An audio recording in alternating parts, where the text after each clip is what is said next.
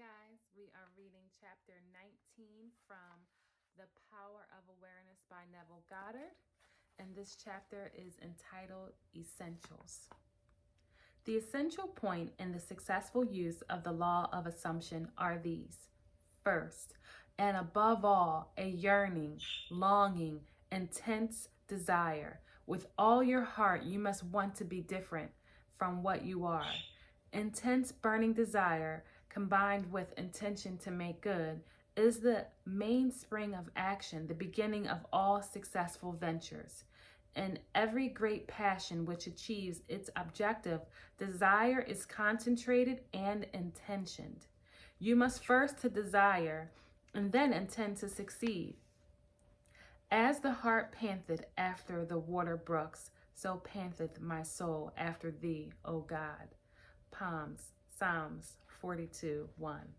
Blessed are they that hunger and thirst after righteousness, for they shall be fulfilled.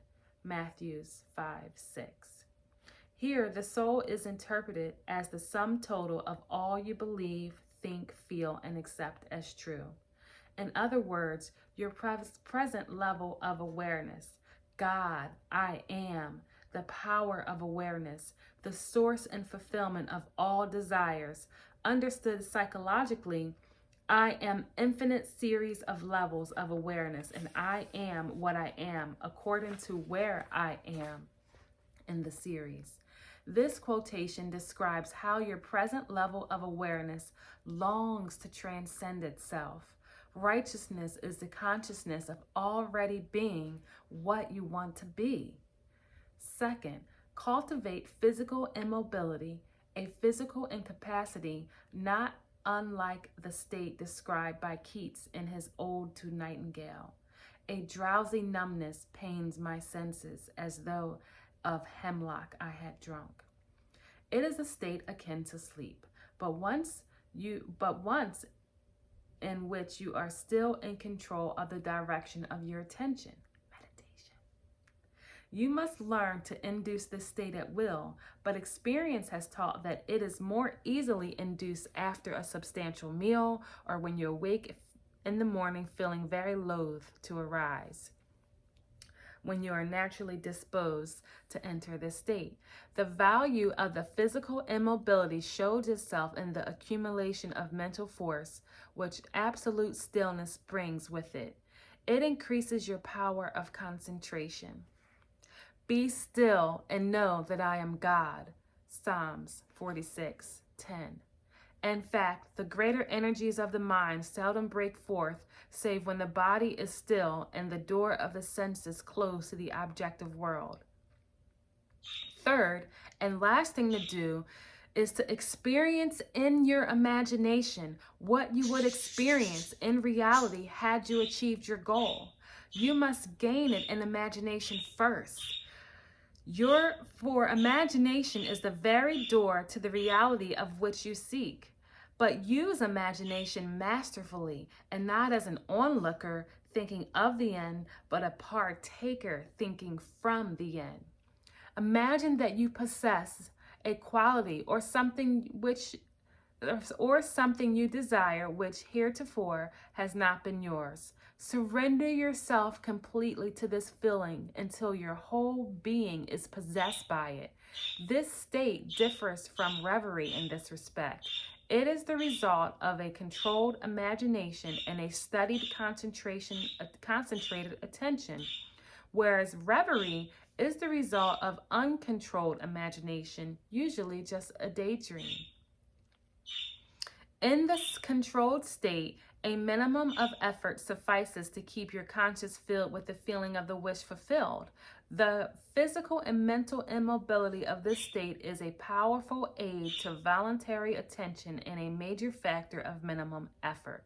The application of these points are these. 1. Desire. 2. Physical immobility. 3. The assumption of the wish fulfilled is the way to at one mint or union with your objective. The first point is thinking of the end with an intention to realize it. The third point is thinking from the end with the feeling of accomplishment. The secret of thinking from the end is to enjoy being it. The minute you make it pleasurable and imagine that you are it, you start thinking from the end. A prevalent misunderstanding is that the law works only for those with a religious objective. This is a fallacy. It works just as impersonally as the law of electricity works. It can be used for greedy, selfish purposes as well as noble ones.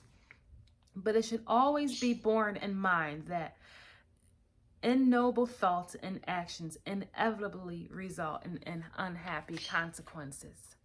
Wow, that was such a powerful chapter, the essentials. Neville just puts it out there, step 1, step 2, step 3.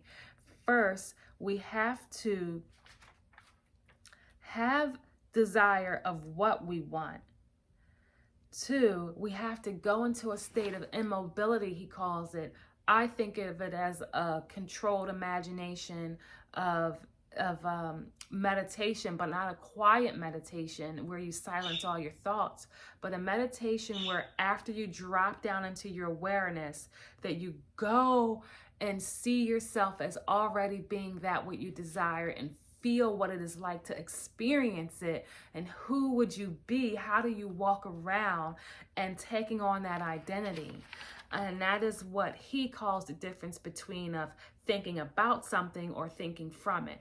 Thinking of, oh, I remember when, well, I don't want to say that, but thinking from the wish is the key versus thinking about, you know, it'd be great if I had $1 million, but thinking from it is like, I already have $1 million and I love the feeling that the freedom of this money, that this money brings me. I love the freedom of being able to travel and go where I desire to go.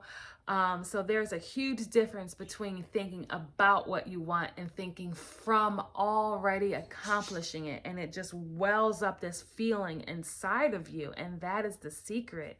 So let me know what you think. Please leave me a comment down below. Hit the like button, hit the subscribe button, and the bell notification as we build our community here with our Neville Goddard knowledge and other spiritual teachings. So thank you for joining me, and I look forward to having you along this journey. Take care.